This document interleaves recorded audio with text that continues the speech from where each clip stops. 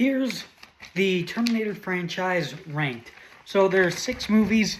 I've reviewed all the movies. So coming in at number 6 is Terminator 3. So I thought the action was actually pretty good. There's like a good fight sequence. There's a good car chase with the huge crane. And the TX can control other machines. I thought it was a pretty cool villain. But on the other hand, this is the most stock Terminator movie. It's like the exact same plot as the first 2 movies. There's not really anything else different or creative about it. I feel like it kind of ruins the ending to Terminator 2. Like, they didn't stop Judgment Day, they only postponed Judgment Day. I didn't like it that why John Connor is the savior is the Terminator says like John Connor is the savior because he's John Connor. So like John Connor is the savior because he's John Connor. Okay, they don't give any other explanation for that, like because he's a good leader or anything. And the T-800 is not supposed to answer John Connor's questions, but then he answers a different question that John Connor asked. So it's like just not even really consistent. So I think it's fine. It's watchable. Like if I'm in the mood for a Terminator movie, if I'm binge watching the franchise, I'll watch it. But like it's fine. It was good, but not one of the best. Coming in at number 5 is Terminator Salvation. You get to see more of the war with John Connor planning it. And so before the events of the first 2 movies, so that was cool. I thought the action was fairly solid. You have the chase with the drone, and then they're chased by a giant robot, and there's bikes that are chasing them, and you have a plane chase. So it's got some pretty good action to it. In the mixed element, it's a completely different movie, and we get to see the war. But it honestly doesn't really feel like a Terminator movie, because there's no time travel, no cyborg after one specific person to kill them. So I enjoy how different it is, but it feels like it's something too completely removed from the franchise. And the negatives, it's way too gray. Like, there's absolutely no color to the movie. John, I think he should have been fighting a little bit more. And the movie just doesn't really feel epic. You know, again, this movie is fine. It's watchable. I enjoy it. Not one of the best. But I enjoy it. I actually enjoy all the Terminator movies. Coming in at number 4 is Terminator Genisys.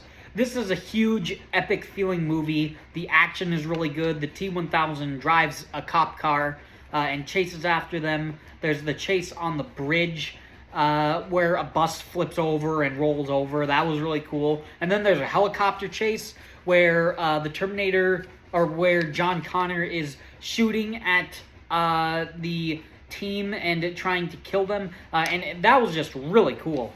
And Skynet programming John Connor, making him the bad guy because they knew that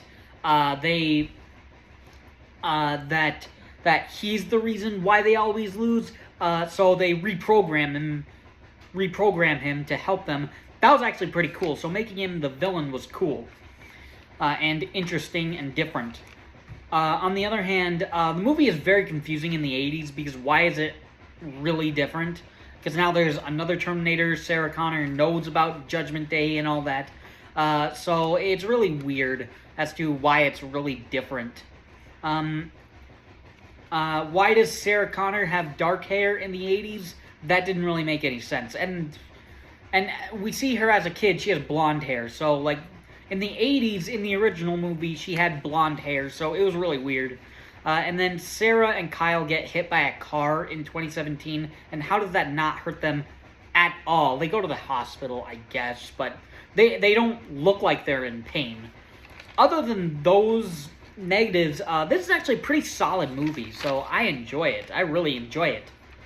Number 3 is Terminator Dark Fate. This progresses the story from Terminator 2. The augmented human side, with Grace being, she has the strengths of a Terminator, but she can act like a human, because she is a human. I thought that was really interesting and cool. the Rev 9 was a cool villain. He can hack computers and search where Danny is at all times. And he can shapeshift and split himself into two, so he has the robot and the skin. That was cool. The action is great. You have the warehouse fight. You have the highway chase, the helicopter chase, and the fight at the end where they all take down the Rev 9. That was cool. And the idea of Carl, a Terminator who fulfilled his mission, and then he sets out to learn human abilities. That was actually a pretty cool and interesting thing in the movie.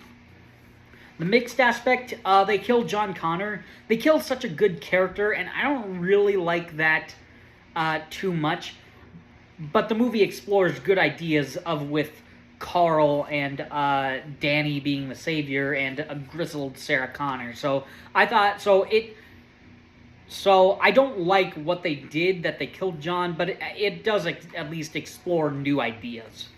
And the negatives with it, I kind of wish the Rev 9 utilized its ability to split apart a little more often in the movie. And, like, why not? And I wish it had a disability as to why it can't always do that. Otherwise, it should just always be split into two.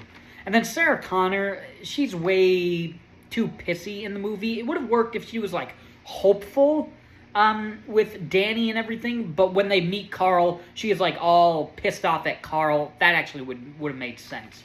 But Terminator Dark Fate is actually really solid. Number 2 is the original The Terminator. The concept is interesting. Blending horror, sci-fi, action, and romance genres keeps the movie interesting. Most of the effects hold up. The T-800 and the gore effects hold up pretty well. And the T-800 is actually pretty scary with him being indestructible. The negatives, Kyle tells Sarah to be careful with the bombs, and then he shoves them in the bag violently. That didn't make sense. Like, you told Sarah to be careful with those. And the stop-motion effects on the T-800 skeleton doesn't really hold up too well, but this movie is 41 years old. But other than that, The Terminator is actually just such a great movie. But coming in at number 1 is Terminator 2 Judgment Day. The T-1000 is only in the first third and in the last third. I didn't really like that. I wish he interacted a little more in the middle.